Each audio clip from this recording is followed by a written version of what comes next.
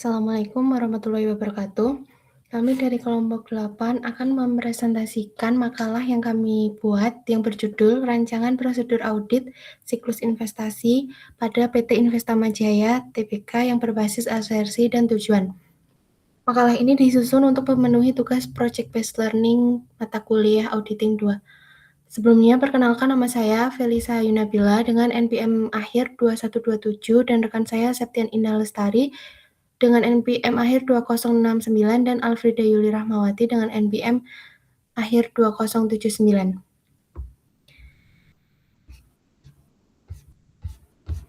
Langsung saja ke pembahasan. Yang pertama itu profil perusahaan PT Investama Jaya merupakan perusahaan holding investasi fiktif skala nasional yang terdaftar di BEI. Perseroan berkantor pusat di Jalan Sunan Bonang nomor 5, Magelang Selatan, Magelang, Jawa Tengah. Fokus kegiatan usaha utamanya adalah memaksimalkan imbal hasil atau return dana internal melalui pengelolaan investasi yang terdiverifikasi ke dalam dua pilar. Yang pertama, investasi strategi jangka panjang dan investasi portofolio jangka pendek dan menengah. Alasan kelompok kami memilih siklus investasi ini karena PT Investama Jaya itu memiliki nilai transaksi yang besar atau material dan resikonya tinggi akibat fluktuasi pasar dan penilaian pasarnya yang kompleks atau rawan salah saji. Lanjut ya ke pemahaman pengendalian internal yang akan dijelaskan oleh rekan saya. Nah, kemudian bagian pemahaman pengendalian internal ini, yang pertama di lingkungan pengendalian. Jadi manajemen puncak PT Investama Jaya Tbk itu menekankan prinsip tata kelola perusahaan yang bersih atau good corporate governance. Nah, perusahaan membentuk komite investasi khusus yang bertugas menganalisis kelayakan dan risiko portofolio sebelum mengeksekusi penempatan dana korporasi. Nada dari atas atau tone at the top ini menciptakan kesadaran pengendalian yang tinggi di kalangan fungsi pengelola dana. Yang kedua, untuk sistem akuntansi keuangannya, aliran transaksi investasi di PT Investama Jaya Tbk itu telah terintegrasi dalam modul keuangan sistem ERP atau Enterprise Resource Planning canggih. Jejak audit transaksi sebagian besar bersifat digital. Eksekusi jual beli saham dan obligasi dilakukan melalui perusahaan sekuritas mitra. Sementara penyimpanan dokumen kepemilikan efek atau clearing itu dipercayakan kepada bank kustodian atau pihak ketiga. Yang ketiga, untuk prosedur pengendaliannya, yang pertama, otorisasi yang memadai.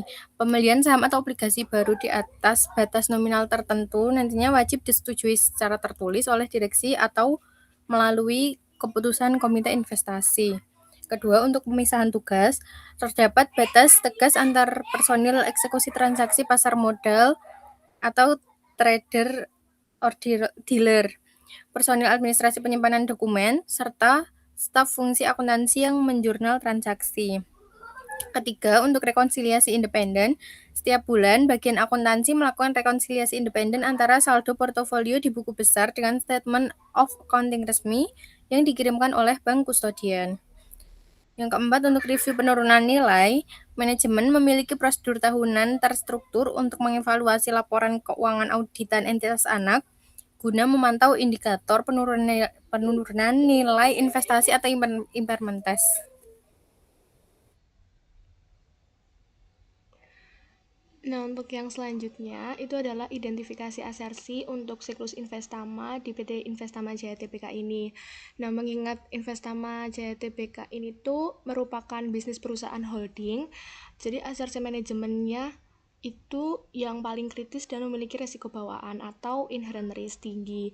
Nah, itu ada dua. Yang pertama itu penilaian dan pengalokasian, yang dimana risiko kegagalan manajemen dalam mencatat penurunan nilai instrumen ekuitas pada entitas anak yang merugi, serta kesalahan menghitung nilai wajar saham portofolio aktif di akhir tahun, dan juga yang kedua penyajian dan pengungkapan risiko bias manajemen yang sengaja mengklasifikasikan investasi jangka panjang itu ke dalam kelompok aset lancar untuk merekayasa rasio dari likuiditas.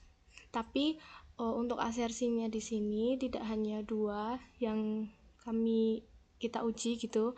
Di sini ada matriks sinkronisasi asersi tujuan audit dan juga prosedur audit dari KAP, SAF, Septian dan rekan.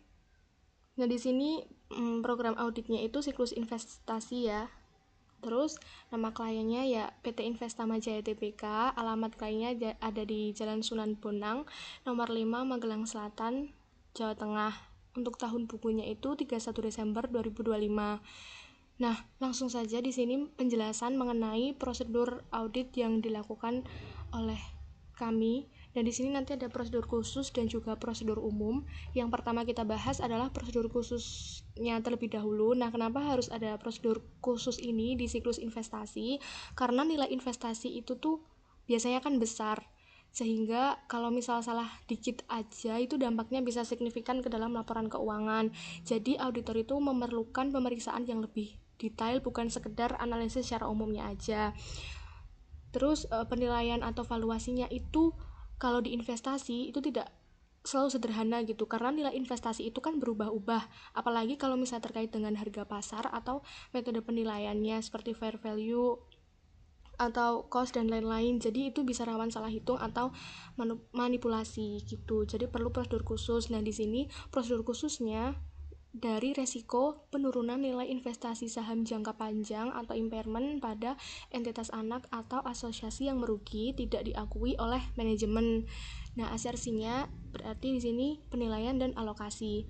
Untuk prosedur auditnya, yang pertama di sini itu dapatkan dokumen laporan keuangan tahunan auditan dari entitas asosiasi atau entitas dari yang berhubungan dengan Investama Jaya. Nah, untuk dokumennya di sini kita lihat bukti laporan keuangan tahunannya. Bisa dibuka untuk dokumennya.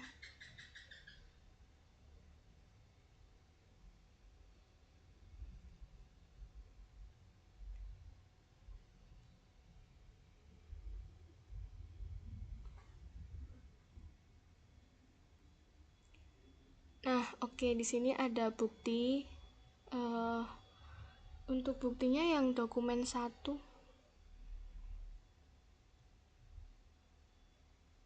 di sheet dokumen 1.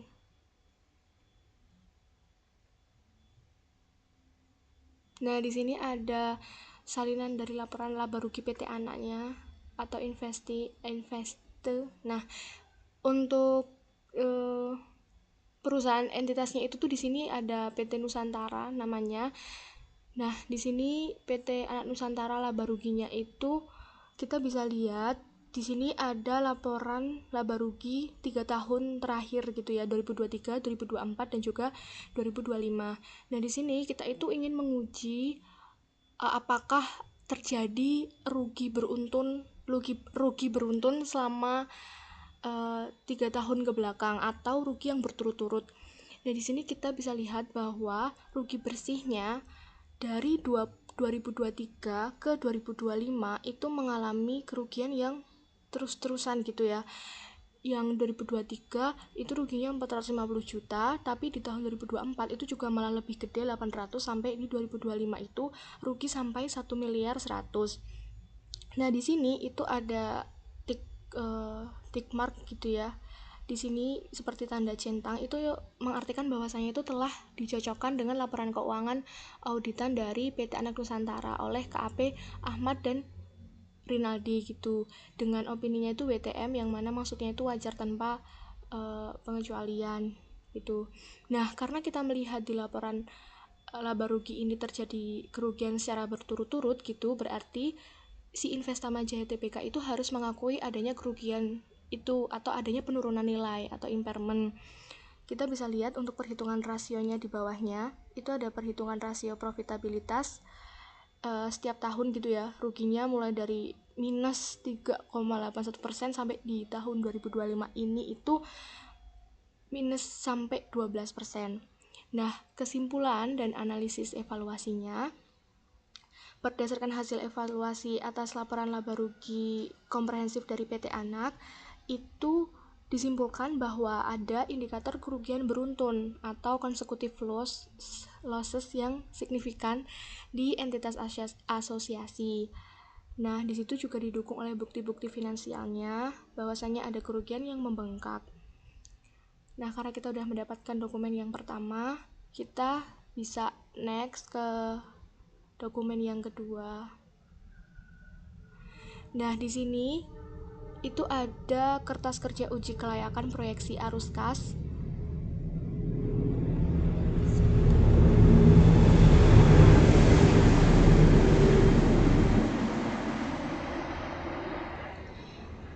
Nah, ini itu dibuat oleh tim audit dari PT Investama Jaya Tbk untuk menguji kelayakan estimasi nilai pakainya atau value in use-nya.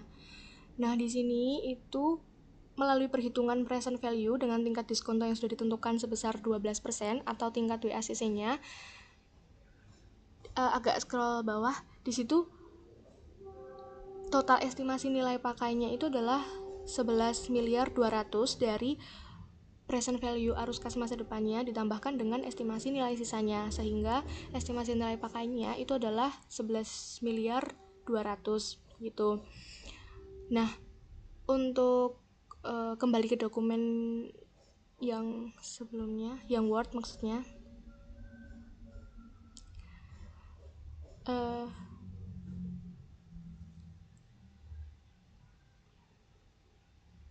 Nah, di sini untuk prosedur perintahnya itu kan evaluasi dan lakukan analisis rasio keuangan pada laporan tersebut untuk melihat apakah terdapat indikator kerugian beruntun pada entitas asosiasi. Nah, tadi juga dokumen yang kedua udah. Nah, untuk kesimpulannya itu manajemen itu setuju melakukan write down sebesar 1 miliar 200. Kita lihat di ref C strip 1.1 di situ. Diklik di kesimpulan.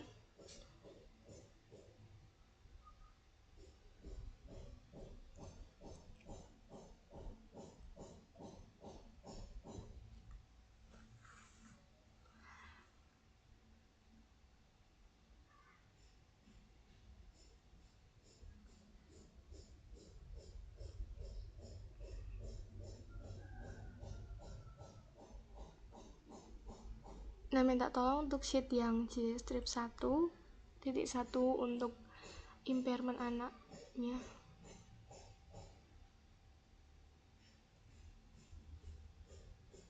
Di situ belum keganti kah? Belum. Sebentar, ini soalnya udah tak pencet yang J.1 ini. Oh iya, bentar ya.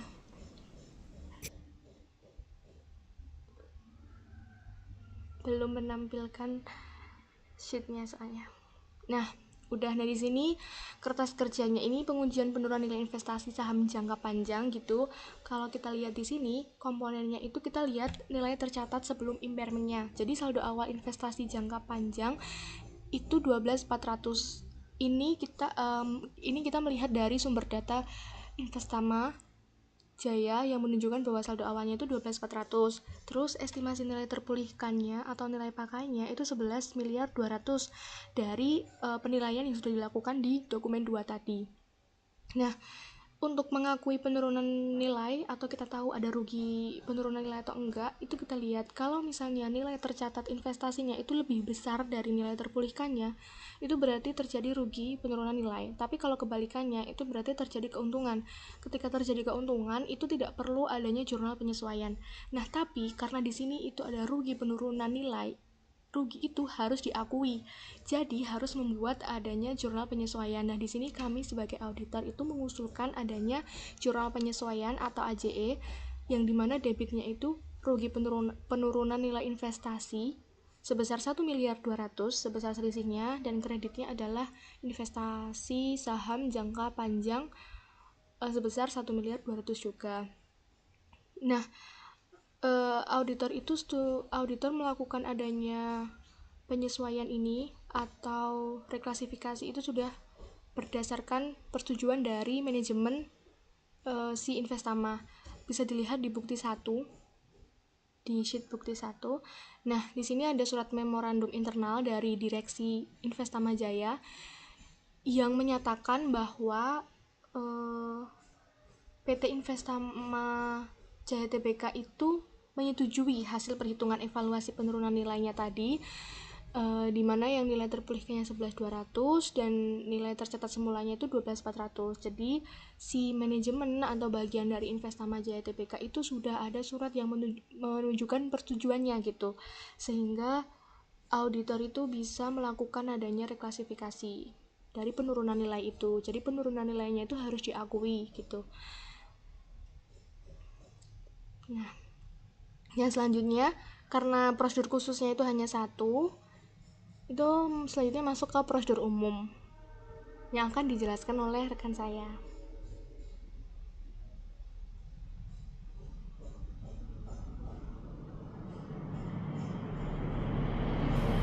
Oke, kita lanjut ke prosedur umumnya. Yang pertama ini ada asersi keberadaan atau existence. Tujuan asersi keberadaan ini untuk memastikan bahwa saldo investasi saham dan obligasi yang tercantum dalam laporan keuangannya itu benar-benar ada pada tanggal neraca.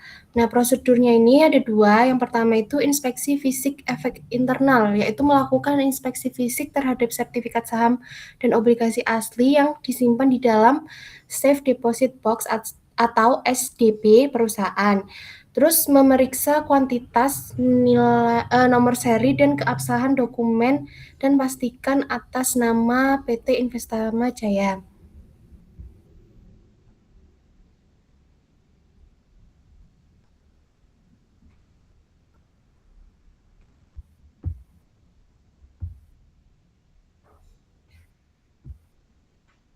Nah, di sini sudah ada lampiran memo sertifikat hasil inspeksi fisiknya. Itu dari kantor akuntan publik milik SAF yang memiliki latar belakang dan tujuan prosedurnya itu sesuai dengan program audit siklus investasi untuk menguji asersi keberadaan. Tim audit KAP SAF telah melaksanakan inspeksi fisik secara sertifikat saham dan obligasi asli milik PT Investama Jaya yang disimpan dalam SDP perusahaan guna memastikan aset tersebut benar-benar ada dan sah secara hukum neraca. Nah, di sini ada ringkasan perhitungan fisiknya. Yang pertama itu ada jenis investasi dari PT Telco Tbk. Memiliki kuantitas sebesar 1 juta lembar dengan nilai total buku itu 1 miliar yang statusnya itu sesuai. Ini warnanya hijau itu berarti sesuai.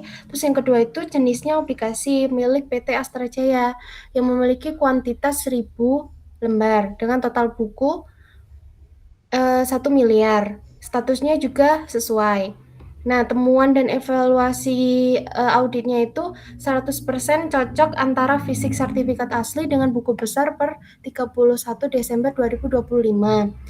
Keabsahan dokumen seperti sertifikatnya itu terbukti asli, sah, dan atas nama PT Investama Jaya dan tanpa kerusakan.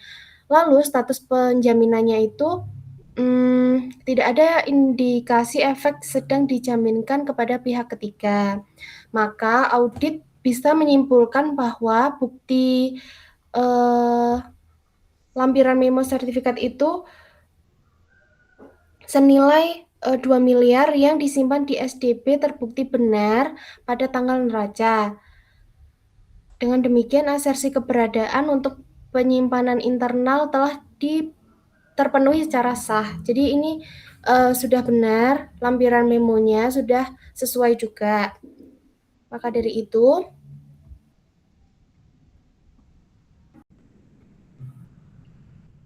jadi untuk kesimpulan yang prosedur inspeksi fisik efek internalnya itu memiliki kuantitas dan nomor seri sertifikat saham obligasi telah sesuai dengan rincian pendukung dan saldo di buku besar. Yang selanjutnya itu konfirmasi pihak ketiga atau kustodiannya. Untuk mengirimkan surat konfirmasi pihak ketiga kepada bank kustodian atau perusahaan sekuritas yang mengelola portofolio investasi klien untuk memverifikasi saldo dan kepemilikan efek per tanggal neraca. Terus ini memiliki dokumen konfirmasi keberadaan.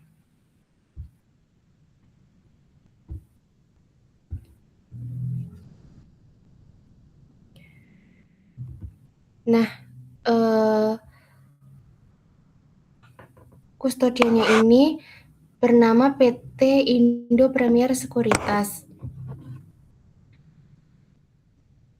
Jadi sebelum KAP mengirim surat konfirmasi kepada Indo Premier ini, itu harus disetujui dulu oleh PT Investama karena pihak ketiga kustodian ini tuh nggak akan mereveal atau mempublikasikan atau memberikan informasi data-data di perusahaan itu tanpa adanya persetujuan dari pihak pertama atau si kliennya ini. Nah, karena KAP sudah memberikan surat konfirmasi ke PT Investama dan sudah disetujui, maka surat konfirmasinya ini nanti akan KAP kirim ke sekuritasnya. Jadi, ini berisi perihal konfirmasi eksternal atas saldo efek dan portofolio PT Investama Jaya. Di sini ada 2 jenis portofolio. Yang pertama itu ada saham Telco dengan kuantitas fisiknya itu 800.000 lembar dengan nilai tercatatnya 2.800.000. Dan yang kedua itu investasi obligasi jangka panjang dengan kuantitas fisiknya 1.000 dengan nilai tercatatnya 4.200.000. Konfirmasi hasil pemeriksaannya itu saldonya sesuai. Jumlah fisik efek kepemilikan hak dan nilai buku di atas itu akurat dan sesuai dengan catatan subrekening efek kami per 31 Desember 2025 tanpa pengecualian. Seluruh efek yang terdaftar berada dalam pengawasan penuh kustodian kami, berstatus aktif serta tidak sedang dijadikan jaminan anggunan kredit atau diblokir oleh pihak manapun. Jadi bukti surat konfirmasinya ini dia sesuai saldonya dan sedang tidak dijadikan jaminan oleh pihak manapun. Kenapa kita harus mengkonfirmasinya itu kepada pihak ketiga atau sekuritas ini? Karena kalau misalnya hanya minta bukti atau konfirmasi dari klien itu biasanya bisa resiko dimanipulasi datanya bisa diganti-ganti gitu agar terlihat sempurna. Tapi kalau misal kita minta dari sekuritasnya itu hasilnya itu valid gitu.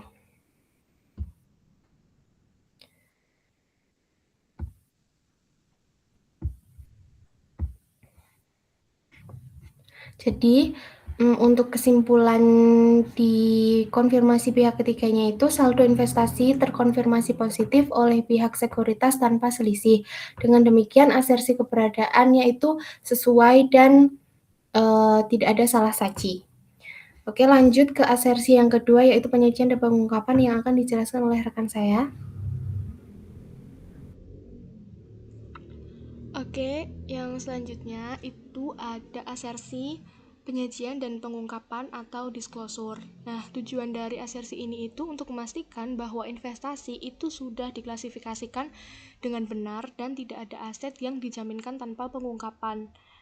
Nah, di sini itu pengujiannya ada beberapa. Nah, yang pertama itu ada pengujian pembatasan aset atau agunan. Jadi, di sini tuh mengecek apakah asetnya itu ada yang dijaminkan tanpa pengungkapan atau enggak gitu. Nah, yang pertama ini diminta untuk mendapatkan dokumen surat konfirmasi saldo dan jaminan dari bank megah utama dengan nomor TPK dengan nomornya yang seperti yang tertera. Nah, kita bisa lihat di bukti link surat konfirmasi dari banknya.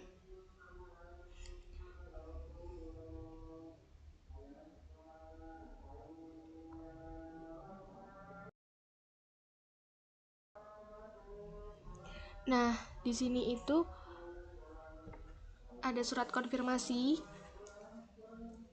dari Bank Megah Utama.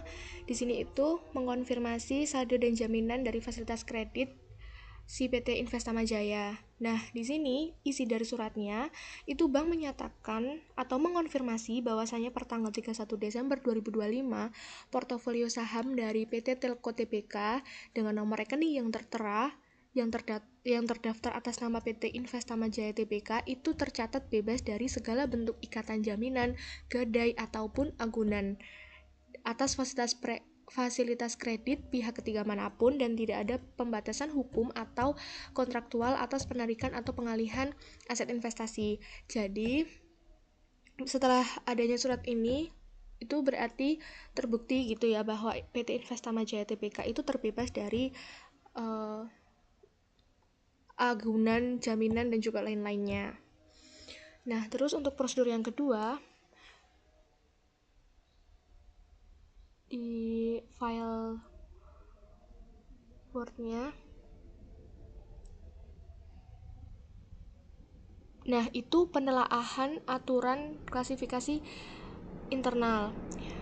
Nah, untuk penelaahan aturan klasifikasi internal ini, itu yang pertama harus mendapatkan dokumen manual kebijakan akuntansi dari perusahaan, khususnya itu di bab 5. Bab 5 itu yang membahas tentang investasi efek dan juga klasifikasi aset. Nah, di sini kenapa kita harus tahu ada kebijakan akuntansi ini? Itu untuk menunjukkan bahwasannya klasifikasi aset lancar dan juga klasifikasi aset jangka pendek dan jangka panjang dari Investama Jaya Tbk itu seberapa lama gitu. Nah, terus yang ketiga itu ada penyajian portofolio saham. Jadi itu harus mendapatkan dokumen draft CALK di tahun buku 2025 yang sudah disusun oleh manajemen yang sebelum diaudit. Jadi untuk mengevaluasi pengelompokan portofolio saham sebesar 3.800.000.000 itu sudah dimasukkan ke aset lancar ataupun non lancar. Nah, kita lihat lagi di kesimpulan dan referensinya.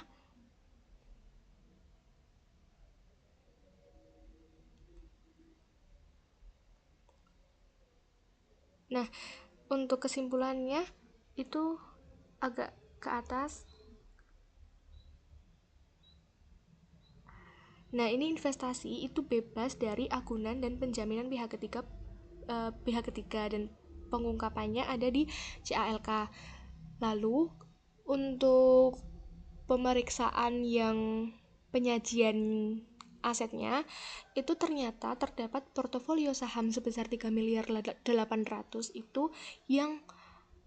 itu yang seharusnya ditujukan untuk investasi jangka panjang tapi masih diklasifikasikan sebagai aset lancar, yang mana itu tidak sesuai dengan kebijakan akuntansi perusahaan bab 5 mengenai investasi efeknya.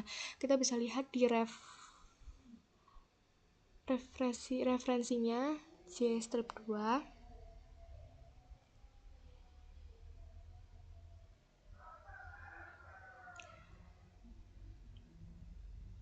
Nah, di sini kebijakan bab 5. Nah, ini tuh adalah petikan kebijakan gitu ya dari Investama Jaya Tbk, yang mana di sini menyatakan bahwa efek ekuitas saham yang dibeli dengan tujuan untuk diperdagangkan dalam jangka pendek atau kurang dari 12 bulan itu diklasifikasikannya sebagai portofolio lancar atau aset lancar. Kalau yang lebih dari 12 bulan itu wajib diklasifikasikan dalam kelompok investasi jangka panjang.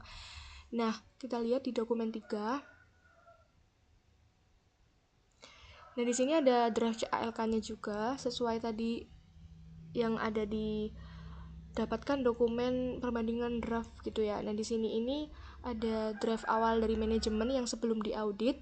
Di sini investasi jangka pendek sebesar 3.800.000.000 dari PT Telco Tbk itu masuknya ke aset lancar. Nah, itu setelah dikoreksi itu dimasukkan ke CALK-nya harusnya aset non lancar, investasi saham jangka panjang. Jadi bukan di investasi jangka pendek. Nah, kita buka di sheet J strip 2.1-nya. Nah, di sini uraian analisis klasifikasinya, pemeriksaan statusnya sebesar 3.800.000 itu bebas agunan dan pinjaman gitu. Tapi penyajiannya itu salah, tidak sesuai dengan kebijakan. Nah, karena untuk mengubah dari pencatatan investasi jangka pendek dari aset lancar ke aset non lancar itu kan harus ada jurnal gitu ya. Nah, Jadi ada jurnal reklasifikasinya, itu debitnya investasi saham jangka panjang untuk mengakui gitu ya bahwa dia masuk ke investasi jangka panjangnya. Terus investasi saham yang lancarnya itu harus dikreditkan sebesar 3.800.000.000 gitu. Jadi setelah ada jurnal itu kan memindahkan saldonya ke kelompok aset melancar sehingga sudah sesuai dengan kebijakan akuntansi perusahaan bab 5 dan manajemen sudah menyetujui adanya koreksi penyajian ini. Nah, untuk yang selanjutnya asersi akan dijelaskan oleh teman saya.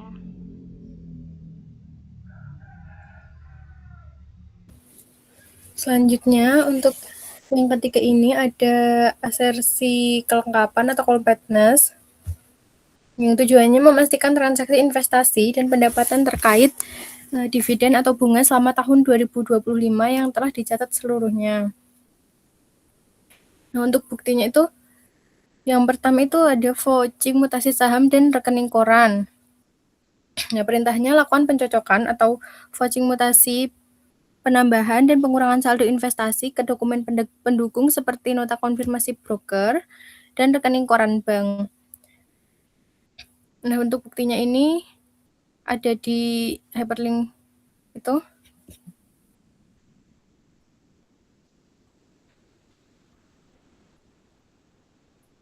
Nah,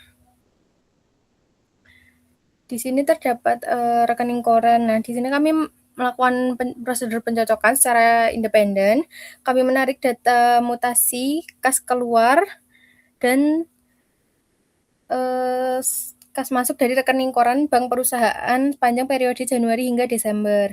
Nah, hal ini dilakukan untuk melacak apakah ada arus uang kas yang keluar untuk pembelian investasi atau kas masuk dari hasil penjualan efek yang belum dicatat oleh staf akuntansi.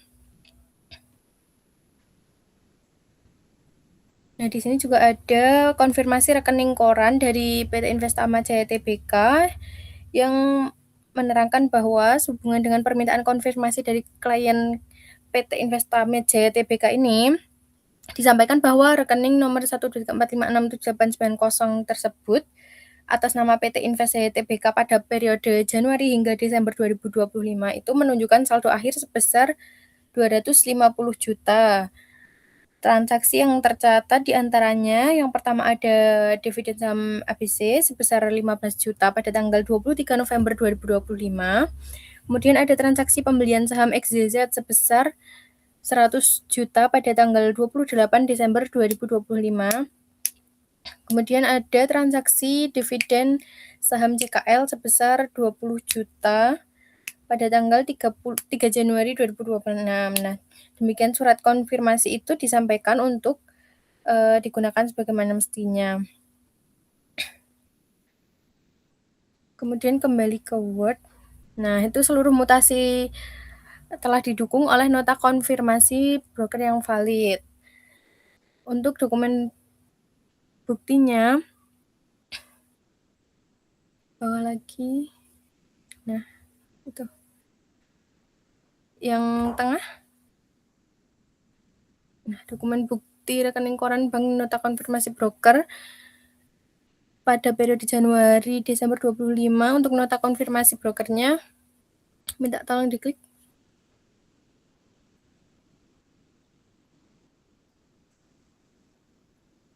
Nah, itu 5.2. Di sini sudah ada surat konfirmasi broker dari PT Broker Sekuritas Nusantara yang tercatat pada tanggal 31 Desember 2025 yang menyatakan mengkonfirmasi bahwa transaksi yang telah dilakukan oleh PT XZZ itu dilakukan selama periode Januari 2025 hingga 31 Desember 2025. Yang pertama ada pembelian 1.000 lembar saham PT ABC pada 15 Juni 2025 harga 5.000 per lembar. Yang kedua ada penjualan 500 lembar obligasi pemerintah RI pada 20 Desember 2025 dengan harga 1.050.000. Yang ketiga ada penerimaan dividen tunai sebesar 50 juta pada 10 Juli 2025. Nah, transaksi tersebut telah dicatat sesuai dengan tanggal perpindahan hak dan telah diselesaikan melalui rekening PT XYZ. Yang atas ada surat konfirmasinya. Tolong di-scroll. Nah, itu sudah di keterangannya sudah disetujui dan tercatat. Untuk kesimpulannya,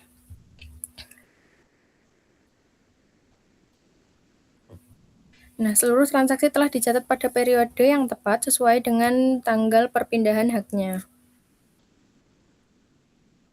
Kesimpulannya, nah, seluruh mutasi penambahan dan pengurangan investasi itu telah didukung dengan konfirmasi broker yang buktinya sudah saya jelaskan barusan. Untuk yang nomor 2, pengujian pisah batas atau cut-off test. Nah, ini perintahnya adalah lakukan pengujian cut-off atas transaksi pembelian dan penjualan investasi menjelang akhir tahun atau 15 hari sebelum dan sesudah 31 Desember 2025 untuk memastikan pencatatan berada di periode yang tepat. Nah, untuk dokumen buktinya itu dapatkan bukti jurnal pengeluaran atau penerimaan kas dan buku pembantu investasi masa pisah batas pada tanggal 16 Desember sampai dengan 15 Januari. Nah, untuk buktinya ada di link tersebut.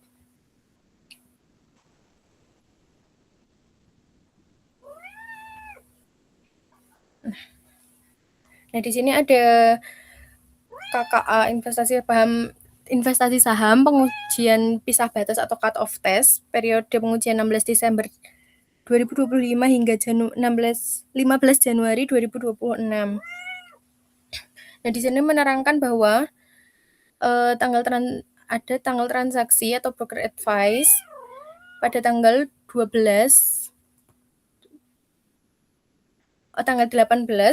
Desember 2025 dengan kode saham BBRI dan jenis transaksinya pembelian dengan nilai transaksi 85 juta. Itu periode yang benar, sudah benar 2025 dan periode aktual dicatatnya 2025. Nah, status cut off-nya itu sudah tepat dengan keterangan perpindahan hak tahun 2025.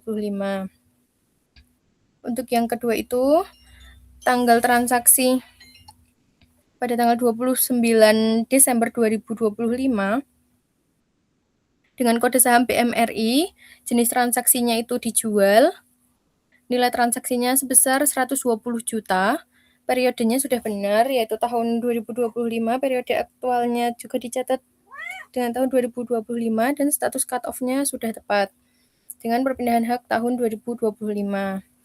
Untuk transaksi ketiga, pada tanggal 30 Desember 2025, dengan kode saham GOTO, jenis transaksinya pembelian sebesar 45 juta, periode dicatat 2025 dan periode aktualnya juga 2025. Status cut off-nya sudah tepat dengan keterangan settlement akhir tahun dicatat 2025. Kemudian nomor 4 ada tanggal transaksi broker advice tanggal 2 Januari 2026 dengan kode saham TLKM dengan jenis transaksi pembelian sebesar 60 juta rupiah. Periode yang benar 2026 dan periode aktualnya sudah benar 2026 dengan status cut off tepat dan keterangan transaksi periode baru.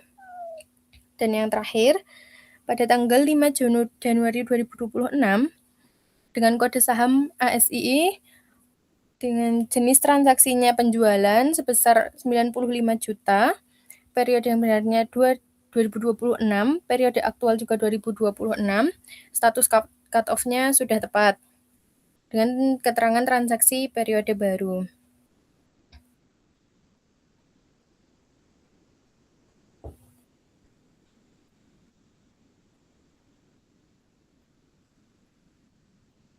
Nah, di sini seluruh transaksi perdagangan efek menjelang akhir tahun telah dicatat pada periode yang tepat sesuai dengan tanggal perpindahan haknya atau tidak ada pergeseran periode. Kemudian nomor 4 ada penilaian alokasi. penilaian dan alokasi atau valuation dan allocation. Itu tujuannya untuk memastikan investasi dinilai dengan tepat sesuai standar atau nilai wajar melalui laba rugi atau amortisasi dan perhitungan. Nah, yang pertama ada kinerja ulang kewajiban amortisasi. Perintahnya, lakukan kinerja ulang atau perhitungan ulang atas amortisasi premi atau diskonto obligasi menggunakan metode suku bunga efektif pada karakteristik instrumen amortized cost. Untuk buktinya, nah, di sini sudah ada KKA, penilaian dan alokasi amortisasi obligasi dari klien PT XYZ pada tahun 2025. Instrumennya obligasi pemerintah RI dengan nominal 1 miliar rupiah dengan bunga 8% per tahun dan harga beli sebesar 1 miliar 50 juta. Nah, untuk perhitungan auditor itu beban bunga efektifnya ada 25 juta, amortisasi premium sebesar 5 juta, dan nilai tercatat akhir sebesar 1 miliar 45 juta. Dari perhitungan klien, itu ada beban bunga efektif terhitung sebesar 25 juta, amortisasi premiumnya 5 juta, dan nilai tercatat akhirnya 1 miliar 45 juta. Dari surat tersebut menyatakan bahwa tidak ada selisih dan kesimpulannya itu sudah sesuai dengan PSAK 71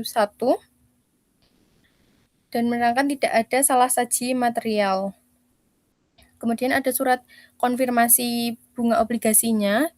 Di sini tercatat pada tanggal 31 Desember 2025 yang tertuju pada auditor independen PT XYZ yang menyatakan bahwa mengkonfirmasi bahwa PT XYZ telah menerima pembayaran bunga obligasi pemerintah RI sebesar 25 juta pada tanggal 30 Juni 2025 dan 25 juta pada tanggal 31 Desember 2025 melalui rekening bank dengan nomor 123456789.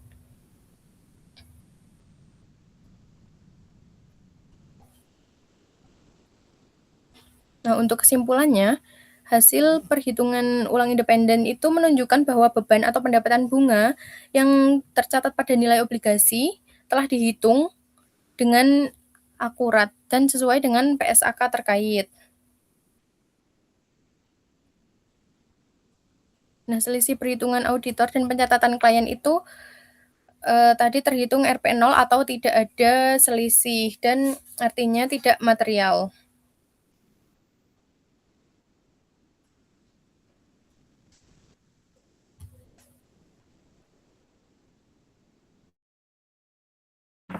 Yang selanjutnya ini masih sama dalam sesi penilaian dan alokasi, tapi untuk prosedur yang kedua yaitu verifikasi nilai wajar akhir tahun. Caranya, verifikasi harga pasar saham per 31 Desember 2025 menggunakan sumber informasi independen resmi seperti BI atau Bloomberg dan dihitung ulang keuntungan atau kerugiannya yang belum direalisasi. Nah, di sini ada dokumen buktinya itu kertas kerja verifikasi nilai wajar dalam PT Telco TBK per tanggal 15 Januari.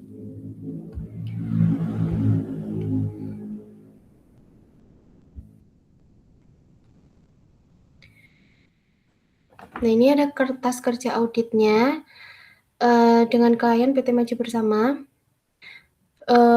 Tujuan prosedurnya itu memverifikasi bahwa nilai wajar PT Saham Telco yang diklasifikasikan sebagai fair value through profit or loss per 31 Desember itu telah disajikan sesuai harga pasar aktual berdasarkan sumber independen serta menghitung ulang keuntungan atau kerugiannya yang belum direalisasi sesuai PSAK 71. Sumber datanya itu ada 3. Yang pertama itu ada Bursa Efek Indonesia. Jenis datanya itu harga penutupan saham Telco per 31 Desember dengan statusnya itu digunakan. Terus Bloomberg terminalnya itu memiliki data konfirmasi harga dan volume. Dengan statusnya juga digunakan dan rekening koran efek atau kustodiannya itu memiliki konfirmasi jumlah lembar yang statusnya juga digunakan. Jadi statusnya digunakan itu warnanya hijau. Lalu yang ketiga, langkah ketiga itu verifikasi harga pasar per 31 Desember. itu dari saham PT Telco dengan jumlah lembar 1 juta lembar, harga perolehannya itu 3.200 per lembar. Maka memiliki nilai perolehan sebesar 3.200.000.000. Harga pasar per kliennya itu 3,5 dan harga pasar per auditor atau BEI-nya itu 3.800. Nah, ini memiliki selisih harga sebesar 300. Maka perhitungan ulang nilai wajarnya itu harga nilai per kliennya kan tadi jumlah lembar dikalikan harga per kliennya menghasilkan sebesar 3.500.000. Terus nilai wajar per auditor itu 3.800.000. Nah, selisih kurang sajinya ini memiliki nominal 300 juta. Maka perhitungan unrealized gain atau loss-nya itu di sini juga akan ditulis selisih sebesar 300 juta. Ini kurang sajinya ya. Maka temuannya itu klien mencatat harga pasar saham PT Telco sebesar 3.500 per lembar, sedangkan harga penutupan resmi BI-nya per 31 Desember itu 3.800 per lembar, maka selisihnya kan 300 lembar. Dikalikan sejuta lembar tadi memiliki hasil 300 juta. Menyebabkan nilai wajar investasi understate sebesar 300 juta, terus unrealized gain-nya itu per klien 300 juta, yang seharusnya itu dia memiliki nominal sebesar 600 juta per auditor. Nah, keuntungan kenaikan nilai wajar di laba rugi kurang sajinya itu juga sebesar 300 juta. Maka selisih bersifat material dan diusulkan dalam jurnal penyesuaian. Nah, di sini sudah ada jurnal usulan penyesuaiannya dengan akun investasi saham nilai wajar melalui laba rugi dengan keuntungan kenaikan nilai wajar sebesar 300 juta rupiah di debit dan kredit. Nah, dengan demikian kesimpulan auditor, berdasarkan verifikasi harga secara independen melalui data penutupan BI per 31 Desember dan perhitungan ulang unrealized gain atau loss, ditemukan bahwa nilai wajar saham investasi PT Telco ini kurang disajikan sebesar 300 juta rupiah. Klien menggunakan harga 3.500 per lembar, sedangkan harga resmi BI-nya itu 3.800 ya, mohon maaf ini 3.800 per lembar. Auditor merekomendasikan koreksi melalui AJE strip 01 sehingga saldo akun nomor 1202 itu menjadi 3.800 dan keuntungan kenaikan nilai wajar tersajinya itu yang seharusnya 600 juta di laporan laba rugi dengan penyajian sesuai PSAK 71 dan PSAK 55.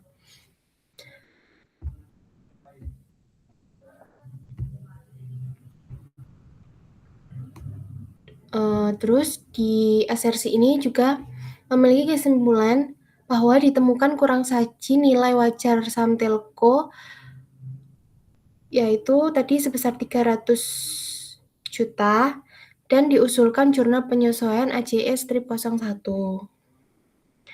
Nah, ini sudah selesai untuk 4 asersi yang kami pakai. Lanjut kita ke bab 3 atau kesimpulannya. Jadi kesimpulannya intinya itu PT Investama Jaya itu kan tadi perusahaan holding ya yang memiliki resiko kompleks karena bergantung pada kinerja entitas anak dan fluktuasi pasar modal. Maka dari itu fokus utama dari auditor itu harus memberikan perhatian khusus pada asersi penilaian dan alokasi.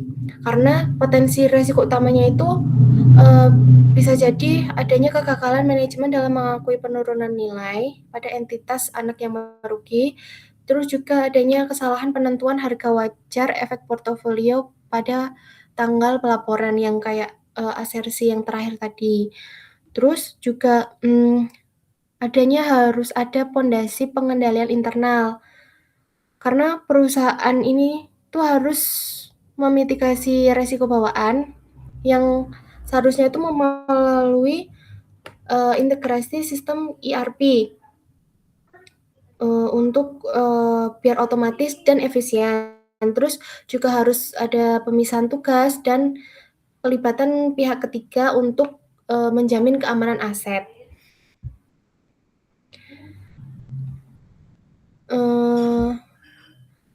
Strategi dan prosedur substantif auditornya itu harus sesuai PSAK 71 kan. Itu ada 3 jenis, yaitu melalui konfirmasi internal, tadi sudah ada, terus perhitungan ulang, dan juga pemeriksaan fisik. Itu sudah ada di ASERSI yang kami sebutkan tadi. Maka dari itu,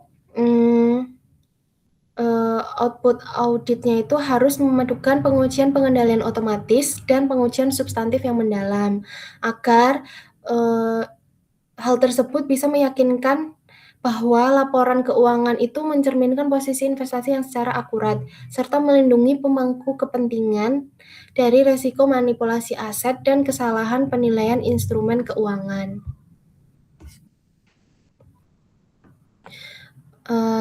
Mungkin cukup presentasi dari kelompok 8.